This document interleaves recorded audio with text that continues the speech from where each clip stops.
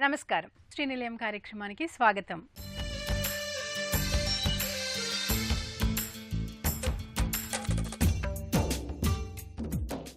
ఇంటి నిర్మాణంలో వచ్చిన నూతన పోకడలు, ఇంటి ముస్తాబుకు సంబంధించిన తాజా విశేషాలు, స్థానిక సంస్థలు అందిస్తున్న సదుపాయాలతో మీ ముందుకు వచ్చింది ఈ వారం శ్రీనిలయం. నగరాల్లో ఆకాశహర్మ్యాలు, విలాసవంతమైన అపార్ట్మెంట్లతో స్థిరాస్తి రంగం దినదిన అభివృద్ధి చెందుతోంది. సరికొత్త హంగులతో భవనాలు పుట్టగొడుగుల్లా పుట్టుకొస్తున్నాయి. నగరంలో స్థిరాస్తి ధరలు భారీగా పెరగటంతో దిగువ మధ్యతరగతి ప్రజలు తమ సొంతింటి కలను సాకారం చేసుకునేందుకు నగర శివారు ప్రాంతాల్లో పెట్టుబడులు పెడుతున్నారు. ఇదే క్రమంలో అవగాహన రాహిత్యంతో కొందరు కొనుగోలుదారులు అనుమతులు లేని ప్రాజెక్టులు కొని నష్టపోతున్నారు. దీన్ని అధిగమించేందుకు ఇంటి స్థలం, ఇల్లు కొనుగోలు చేసే ముందే జాగ్రత్తలు పాటించాలని స్థిరాస్తి నిపుణులు చెబుతున్నారు.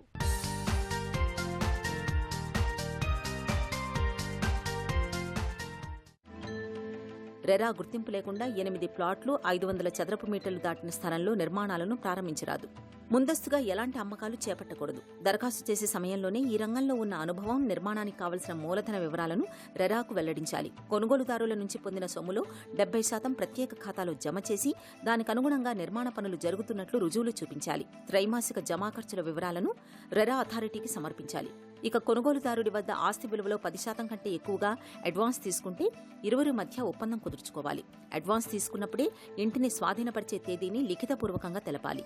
సకాలంలో నిర్మాణం పూర్తి కాకపోతే రెరా సిఫారసు చేసిన వడ్డీని ప్రతి నెలా కొనుగోలుదారుడికి సమర్పించాలి. ప్లాన్లో పేర్కొన్న నమూనా ప్రకారం కాకుండా బిల్డర్ నిర్మాణంలో మార్పులు చేర్పులు చేయాలనుకున్నప్పుడు ముందుగా కొనుగోలుదారుల నుంచి లిఖితపూర్వక సమ్మతి తీసుకోవాలి. నిర్మాణంలో ఉన్న ఇల్లు, ఫ్లాట్ పురోగతిని ప్రతి 3 నెలలకు ఒకసారి నివేదిక, నిర్మాణ ఫోటోల ద్వారా రెరా వెబ్సైట్లో కొనుగోలుదారులు చూసేందుకు వీలుగా అందుబాటులో ఉంచాలి. నిర్మాణంలో నాణ్యతలో లోపాలకు 5 ఏళ్ల వరకు బిల్డరే బాధ్యుడిగా రెరా చట్టంలో పేర్కొన్నారు. ఏదైనా లోపాలను కొనుగోలుదారుడు బిల్డర్ దృష్టికి తీసుకువెళితే ఎలాంటి అదనపు రుసుములు వసూలు చేయకుండా మరమ్మతులు చేసి అప్పగించాలి. నిర్మాణం చేసేటప్పుడు దాని వివరాలను ముందుగా రెరాలో నమోదు చేయాలి. నమోదు చేయకుండా ప్రాజెక్టుకు సంబంధించి మీడియాలో ప్రకటనలు, కరపత్రాలు, గోడ పత్రికలు, ఇతర ప్రకటనలు చేయకూడదు. ఫ్లాట్ లేదా ప్లాట్ను కొనుగోలు చేసే ముందే టీజీ రెరాలో సంబంధిత ప్రాజెక్టు స్థితిని తెలుసుకోవటం చాలా ముఖ్యం. దీనివల్ల మోసపోయే అవకాశం ఉండదు. స్థిరాస్తిని కొనుగోలు చేసే ముందు ఆ ప్రాజెక్టుకు రేరా ఆమోదం ఉందా లేదా అనేది తప్పనిసరిగా తెలుసుకోవాలి. అన్ని అనుమతులు ఉంటేనే రియల్ ఎస్టేట్ రెగ్యులేటరీ అథారిటీ ప్రాజెక్టుకు రిజిస్ట్రేషన్ నెంబర్ను కేటాయిస్తుంది. వీటిలో ఎలాంటి సందేహం లేకుండా కొనుగోలు చేసుకోవచ్చు. అయితే కొన్ని సంస్థలు తమ బ్రోచర్లలో అనుమతి రాకముందే రేరా రిజిస్ట్రేషన్ నెంబర్తో ప్రచారం చేస్తూ మోసం చేస్తుంటాయి. వీటితో అప్రమత్తంగా ఉండాలని స్థిరాస్తి నిపుణులు చెబుతున్నారు. ప్రమోటరు ఎవరైనా కానివ్వండి 500 స్క్వేర్ మీటర్సు అంటే 600 గజాలు మరి లేదు 8 ఫ్లాట్స్ కంటే ఎక్కువ కడితే వారు డెఫినెట్గా రేరా రిజిస్ట్రేషన్ తీసుకోవాల్సిందే. డెవలపరు తను అన్ని డీటెయిల్స్, ప్రాజెక్ట్ డీటెయిల్స్ అన్నీ కూడా అథారిటీస్కి ఇవ్వాల్సి ఉంటుంది. అంటే వారు ల్యాండ్ టైటిల్ ఎంత, వారు ఎన్ని ఫ్లాట్స్ కడుతున్నారు, వారు ఎన్ని రోజుల్లో కడతారు, తర్వాత స్పెసిఫికేషన్స్ ఏంది, ఆ ప్రాజెక్ట్కి ఆర్కిటెక్ట్ ఎవరు, స్ట్రక్చరల్ ఇంజనీర్ ఎవరు, ఆ ప్రాజెక్ట్కి సంబంధించిన అన్ని డీటెయిల్స్ కూడా రేరా వెబ్సైట్లో వారు అప్లోడ్ చేయాల్సి ఉంటుంది. దాని తర్వాత వారు ఎవ్రీ 3 months ఒక క్వార్టర్లీ బేసిస్ మీద అప్లోడ్ చేయాల్సి ఉంటుంది. ప్రోగ్రెస్ ఎంత జరిగింది, ఎన్ని ఫ్లాట్స్ అమ్మారు, ఎన్ని పార్కింగ్స్ అమ్మారు, అన్నీ కూడా క్వార్టర్లీ బేసిస్ మీద వారు అప్లోడ్ చేయాల్సి ఉంటుంది. తర్వాత రేరాలో ఇంకో గొప్పతనం ఏంటంటే ఎస్క్రో అకౌంట్. డెవలపరు ఒక 100 రూపీస్ కన్జ్యూమర్ దగ్గర తీసుకుంటే 70 రూపీస్ ఎస్క్రో అకౌంట్లోనే వారు జమ చేయాల్సి ఉంటుంది. ఆర్కిటెక్ట్ దగ్గర, ఇంజనీర్ దగ్గర, చార్టెడ్ అకౌంటెంట్ దగ్గర, వాళ్ళందరి దగ్గర ప్రోగ్రెస్ రిపోర్ట్ తీసుకుంటేనే బ్యాంకు ఆ అమౌంట్ రిలీజ్ చేస్తుందన్నమాట. ఇంకోటి ఏంటంటే మనకి రేరా చట్టం ప్రకారము డెవలపరు ఎప్పుడైనా ప్లాన్స్ చేంజ్ చేయాలనుకోండి, వారు 2/3 ఆఫ్ ది పర్చేజర్స్ దగ్గర కన్సెంట్ తీసుకుంటేనే ప్లాన్స్ చేంజ్ చేయగలుగుతారు. ప్రమోటర్ ఇష్ట ప్రకారం వారు ప్లాన్స్ చేయడానికి లేదు, ప్లాన్స్ చేంజ్ చేయడానికి లేదు. రేరా అథారిటీస్కి వ్యాలిడ్ రీజన్స్ ఇస్తేనే వాళ్ళు ప్రాజెక్టు డెలివరీ పీరియడ్ ఎన్హాన్స్ చేస్తారనమాట. డెవలపరు ఏదైనా రేరా రూల్స్ కానీ వారు వైలేట్ చేస్తే RERA authorities, including the tribunal, have the power to levy 10% of the project cost. So ఇది చాలా మంచి చట్టము. ప్రాబ్లం ఎక్కడ వస్తుందంటే ఈ ప్రీ లాంచ్ సేల్స్ అని, అన్డివైడెడ్ షేర్ ఆఫ్ ల్యాండ్ అని, ఎక్స్ప్రెషన్ ఆఫ్ ఇంట్రెస్ట్ అని, ఈ వేరియస్ స్కీమ్స్ డెవలపర్స్ పెట్టి కన్జ్యూమర్స్ని కొంచెం వాళ్ళని బాగా టెంప్ట్ చేస్తున్నారనమాట. కన్జ్యూమర్స్కి రిక్వెస్ట్ ఏంటంటే దయచేసి RERA రిజిస్టర్డ్ ప్రాజెక్ట్స్లోనే కొనండి. RERA రిజిస్టర్డ్ ప్రాజెక్ట్స్లో కొంటే మీ హార్డ్ ఎర్న్డ్ మనీ సేవ్ అవుతుంది. చుట్టూ పచ్చని పరిసరాలు, మనసుకు హాయిగొలిపే వాతావరణం, పని ఒత్తిడి నుండి పెద్దలకు ఉపశమనం, పిల్లలకు ప్రకృతిలో కాలక్షేపం. సిటీలోని రణగుణ ధ్వనులకు దూరంగా సిటీ బయట ప్రశాంతంగా ఉండే ఇళ్ల వైపు నగరవాసులు ఆసక్తి చూపిస్తున్నారు. కొనుగోలుదారుల అభిరుచులకు తగ్గట్టుగా రియల్ ఎస్టేట్ సంస్థలు విల్లాను చేపడుతున్నారు. హైదరాబాద్ నగరంలో రియల్ ఎస్టేట్ ఎక్కువగా పశ్చిమ హైదరాబాద్లో భాగమైన కొండాపూర్, గచ్చిబౌలి, ఫైనాన్షియల్ డిస్ట్రిక్ట్ చుట్టుపక్కల కేంద్రీకృతమైంది. బడా సంస్థలన్నీ ఎంతో కాలంగా ఇక్కడే ప్రాజెక్టులు చేపడుతున్నాయి. ఇటీవల కాలంలో దక్షిణ హైదరాబాద్, శంషాబాద్ వైపు దృష్టి పెట్టాయి. అన్ని ప్రాంతాలకు రవాణా సౌకర్యం సులభం కావడంతో నగర శివారు ప్రాంతాల్లో ఇళ్ల నిర్మాణాల వైపు ఆసక్తి కనబరుస్తున్నారు. జీహెచ్ఎంసీ పరిధిలో ఖాళీ స్థలాలు లేకపోవడంతో పాత నివాసాలను కూల్చి అక్కడ కొత్తగా అపార్ట్మెంట్లు కడుతున్నారు. ఎక్కడైనా ఖాళీ స్థలాలు ఉండి నిర్మాణాలు చేస్తున్నా చదరపు అడుగు 5,000కు ఎక్కడా తక్కువ చెప్పడం లేదు. గేటెడ్ కమ్యూనిటీలైతే 6,000 రూపాయల దాకా వెచ్చించగలిగితే కొనగలుగుతున్నారు. ఉద్యోగరీత్యా నగరంలో నివాసం కావాలనుకుంటున్న వారు వీటిని కొనుగోలు చేస్తున్నారు. బహుళ అంతస్తుల భవనాల్లో ఫ్లాట్లు పెద్ద ఎత్తున ధరల్లో అందుబాటులో ఉన్నాయి. జీహెచ్ఎంసీ పరిధిలోపలే కాబట్టి మెరుగైన రహదారులు, ప్రజా రవాణా, సరిపడా నీటి సరఫరా, సోషల్ ఇన్ఫ్రా కారణంగా ధరలు ఈ స్థాయిలో ఉన్నాయి. గత 4-5 ఏళ్లలోనే భారీగా పెరిగాయి. కొందామనే లోపే పెరిగాయని ఇప్పటికీ చాలా మంది వాపోతుంటారు. జనావాసాలకు ప్రస్తుతం కాస్త దూరంగా ఉండడంతో ధరలు అందుబాటులో ఉన్నాయి. రాబోయే సంవత్సరాల్లో ఇక్కడి దాకా జనావాసాలు విస్తరిస్తే సహజంగానే ధరలు పెరిగే అవకాశం ఉంటుందని బిల్డర్లు చెబుతున్నారు. ఇన్నర్ రింగ్ రోడ్ వరకు ఉన్న మెట్రోని మున్ముందు ఔటర్ దాకా విస్తరణ, ఎంఎంటీఎస్ అనుసంధానం వంటి మౌలిక ప్రాజెక్టుల ప్రణాళికలు ఉన్నాయి. 5 నుంచి 10 ఏళ్ల వ్యవధిలో ఇవి కార్యరూపం దాల్చే అవకాశం ఉంది. వీటి రాకతో శివార్లలో ఇల్లు ఉన్నా రవాణా పెద్ద సమస్య కాదు. శివారు పురపాలక సంస్థలు, మహానగరపాలక సంస్థలో కలిస్తే మౌలిక వసతులు మరింత మెరుగవుతాయి. ఇవన్నీ డిమాండ్ పెరగడానికి కారణమవుతాయి. Greater Hyderabad municipal corporation GHMC పరిధి దాటిన తర్వాత మరో 7 కార్పొరేషన్లు, 21 మున్సిపాలిటీలు ఉన్నాయి. వీటిలో అత్యధికం ఔటర్ రింగ్ రోడ్ లోపలే ఉన్నాయి. ఐటీ కారిడార్ చుట్టుపక్కల ఉన్న నార్సింగి, మణికొండ, నిజాంపేట పరిసర ప్రాంతాల్లో ఇప్పటికే పూర్తిగా నివాసాలు వచ్చేశాయి. ఇక్కడ కూడా స్థలాలకు కొరత ఉంది. ప్రధాన నగరంతో ఇక్కడ ఇళ్ల ధరలు పోటీ పడుతున్నాయి. ఆకాశ హర్మ్యాల ధరలు మరింత అధికంగా ఉన్నాయి. నగరంలో దాదాపుగా కలిసిపోయిన పురపాలికల్లో ధరలు అధికంగా ఉన్నాయి. కాబట్టి వీటిని మినహాయించి మిగతా మున్సిపాలిటీలు, కార్పొరేషన్లలో బడ్జెట్ ఇళ్ల కోసం ప్రయత్నించవచ్చు. బడ్జెట్ నివాసాలు భారీ ఎత్తున ఉత్తర హైదరాబాద్లోని పురపాలికల్లో అందుబాటులో ఉన్నాయి. బడ్జెట్ ధరల్లో ఫ్లాట్లు, విల్లాల నిర్మాణాలు అందుబాటులో ఉన్నాయి. ఇంకా పలు కొత్త ప్రాజెక్టులు ఈ ప్రాంతాల్లో వస్తున్నాయి. వ్యక్తిగత ఇళ్లు ₹1,00,00,000 కొనుగోలు చేయవచ్చు. ఒక ప్రదేశం అభివృద్ధి చెందాలంటే మౌలిక సదుపాయాల ఏర్పాటు చాలా కీలకం. రవాణా సదుపాయం సులభతరం కావడంతో సొంతింటి కోసం నగరవాసులు శివార్ల వైపే చూస్తున్నారు. అక్కడైతేనే ఇళ్ల ధరలు అందుబాటులో ఉంటాయని అన్వేషిస్తున్నారు. ఆ ప్రాంత వాసులకు తమకు కావాల్సిన విద్య, వైద్యం, వినోదం కోసం ఇదివరకు నగరంలోకి రావాల్సిండేది. ఇప్పుడు ఈ ప్రాంతం చుట్టుపక్కలనే పేరున్న పాఠశాలలు, మాల్స్, కన్వెన్షన్ కేంద్రాలు, గేమింగ్ కేంద్రాలు అందుబాటులోకి వస్తున్నాయి. ఉద్యోగ అవకాశాలు ఉన్న ప్రాంతాలకు రవాణా అనుసంధానం సులభం కావడంతో ఇప్పుడు దూరమైనా సరే కొనుగోలుకు మొగ్గు చూపుతున్నారు. ఇప్పుడు ఈ ట్విన్ సిటీస్లో హైదరాబాద్ ఫైనాన్షియల్ డిస్ట్రిక్ట్, గచ్చిబౌలి, నానక్రామ్గూడ ఈ ఏరియాస్లో అంతా కూడా కోకాపేటలో ల్యాండ్ కాస్ట్ విపరీతమైనగా పెరిగిపోయింది. ఈ హై ల్యాండ్ కాస్ట్ వలన ఈల్డ్ విల్లాస్ కడితే రాదు. ల్యాండ్ అవైలబిలిటీ ఉన్నా కూడా మ్యాక్సిమం ఈల్డ్ వచ్చే ప్రాజెక్ట్ ఏంటంటే అపార్ట్మెంట్స్. కాబట్టి ప్రతి ఒక్కరు కూడా అపార్ట్మెంట్స్ పోతున్నారు. సో ఇప్పుడు చుట్టుపక్కల విల్లా ప్రాజెక్ట్స్ ఎందుకు వస్తున్నాయి? ఇప్పుడు మేము కూడా శంషాబాద్లో ద పాయింట్ అని విల్లాస్ చేస్తున్నాం. The cost of land is less. ఇంకా ట్రెడిషనల్ ఏంటంటే ఇప్పుడు మీరు చూస్తే గచ్చిబౌలి గ్రోత్ అయిపోయింది. Availability of land is very very less. న్యాచురల్గా దానికి ఎక్స్టెన్షన్ ఏమైందంటే ఫైనాన్షియల్ డిస్ట్రిక్ట్ ఎక్స్టెన్షన్ అయింది. ఫైనాన్షియల్ డిస్ట్రిక్ట్లో కూడా ఆఫ్టర్ 10 years గ్రోత్ తర్వాత నెక్స్ట్ కోకాపేట్ గ్రో అయింది.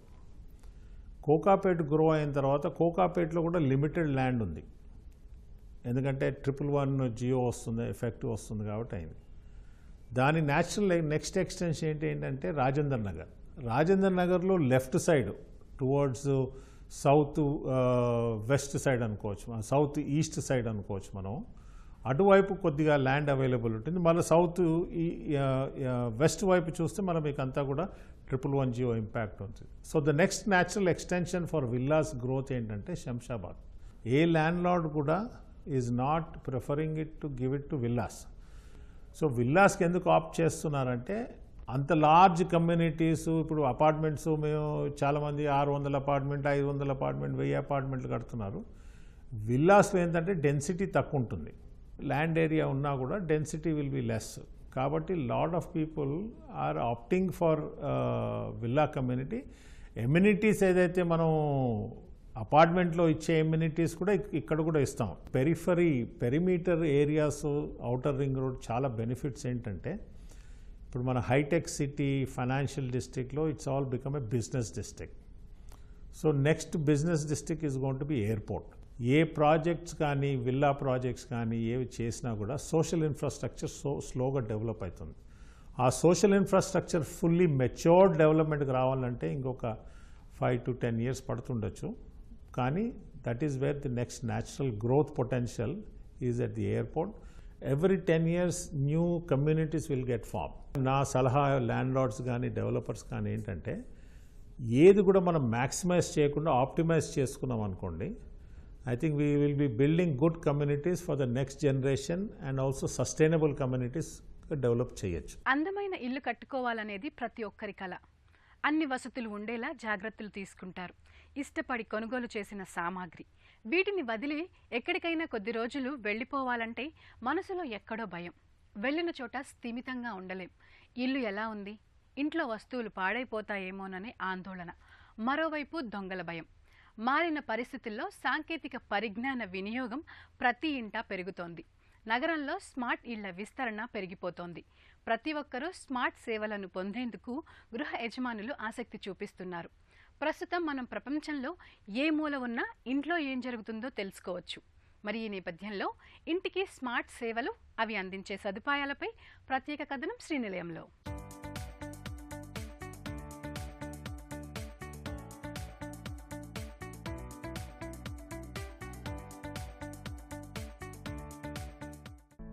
ఎంతో ముచ్చటపడి నిర్మించుకున్న ఇల్లు, ఇష్టపడి కొనుగోలు చేసుకున్న సామగ్రి, వీటిని వదిలి కొద్ది రోజులు ఎక్కడికైనా వెళ్లాలంటే మనసులో ఎక్కడో భయం.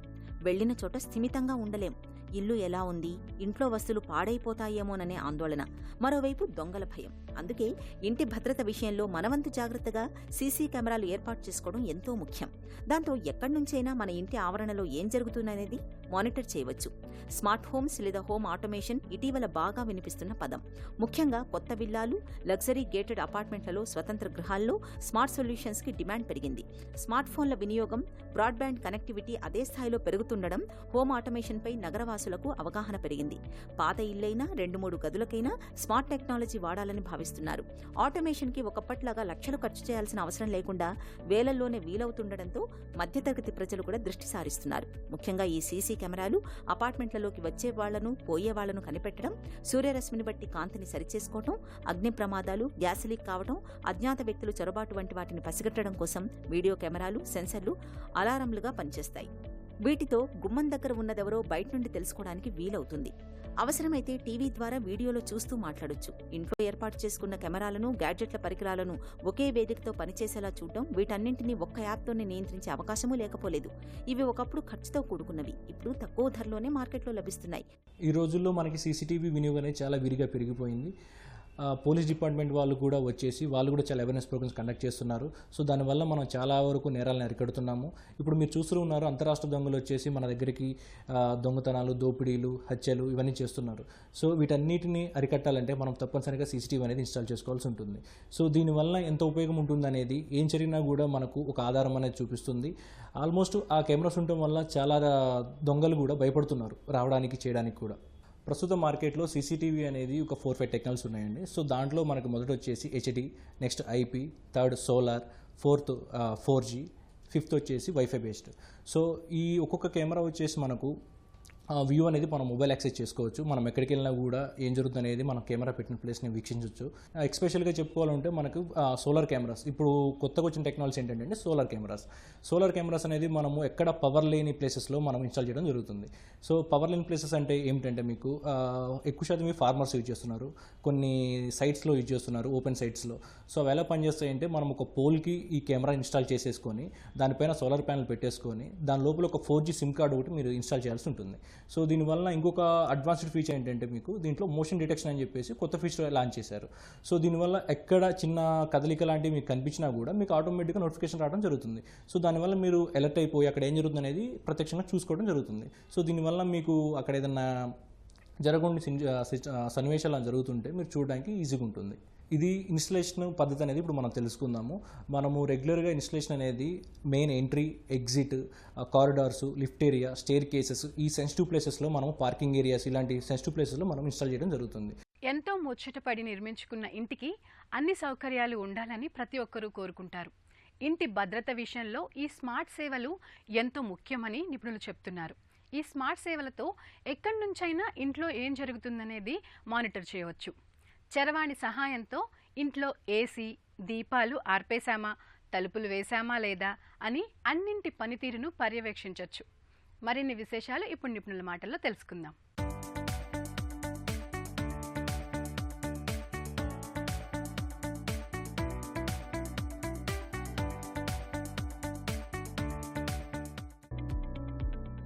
సాధారణ సెక్యూరిటీ కెమెరాలకు వైర్ కనెక్షన్తో పాటు డేటా స్టోరేజ్ కోసం పీసీ ఉండి తీరాలి.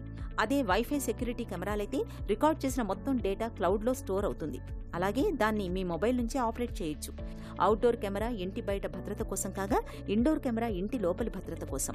అవుట్డోర్ కెమెరాలో వాటర్ రెసిస్టెంట్ ఫీచర్ ఉంది. వీటిని మనకు నచ్చిన ప్రదేశంలో ఏర్పాటు చేసుకుని మొబైల్ ఫోన్ నుంచి మానిటర్ చేయవచ్చు. అలాగే మనకు కావలసిన చోటికి వీటిని సులభంగా మార్చుకోవచ్చు.